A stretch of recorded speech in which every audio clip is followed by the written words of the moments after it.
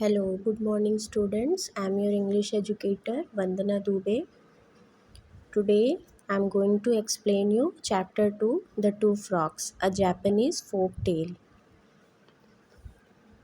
A frog had lived at the bottom of a deep well all his life.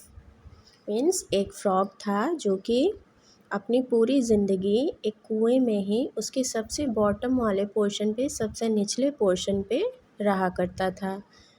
One day an old sea turtle came to the edge of the well.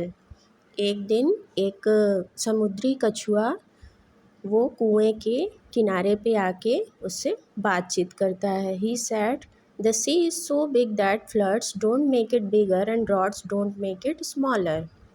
Means जो सी होता है उसमें flood आने से या droughts आने से कोई भी इफ़ेक्ट नहीं आता. ना तो फ्लड उसको बड़ा कर सकता है और ना ही ड्रॉट्स यानी सूखा आने से वो छोटा होता है.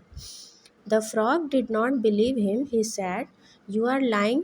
No place can be bigger than my well. Go away." Means जो भी फ्रॉग रहता है वो कहता है कि मुझे तुम पर विश्वास नहीं हो रहा है, तुम झूठ बोल रहे हो, क्योंकि कोई भी प्लेस मेरे कुएं से बड़ा नहीं हो सकता, तुम यहाँ से चले जाओ. The term frog in the well comes from this story. A frog in the well is someone who knows very little and refuses to believe anything more than they know. Means एक जो frog होता है अगर वो कुएं में रहे तो उसको कुआं ही सब कुछ लगता है. उसको लगता है कि कुआं ही सबसे बड़ा होता है और उससे ज़्यादा कुछ नहीं हो सकता. अब हम लोग स्टोरीज देखेंगे. In Osaka, a sea side town in Japan, there once lived a large frog in a ditch. Ditch means जो गड्ढा होता है जिसमें पानी भरा हुआ होता है उसको हम डिच कहते हैं. और Osaka that is a city in the Japan, जो कि सी साइड पे लोकेटेड था, मीन्स समुद्र के किनारे पे. He hopped about in a field eating ants and beetles. वो फील्ड में हॉप हॉप करता था, जंप करता था, इधर उधर घूमता था और आंट्स एंड बीटल्स को खाता था. Whenever a cat came close he would jump into the ditch. जब भी कोई कैट उसके पास आती थी तो वो उस डिच में जंप कर जाता था अपने आप को प्रोटेक्ट करने के लिए, वरना वो कैट उसको खा जाती.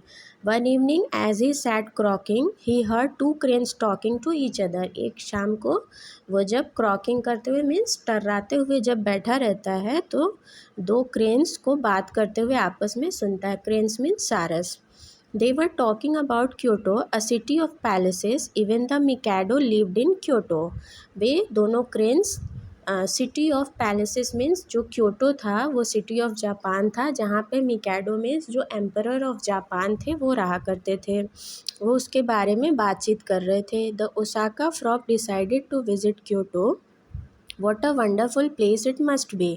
जो ओसाका फ्रॉग रहता है वो डिसाइड करता है कि मैं क्योटो सिटी को विज़िट करूँगा, क्योंकि वो क्या था, सिटी ऑफ पैलेस था और वहाँ पे जो भी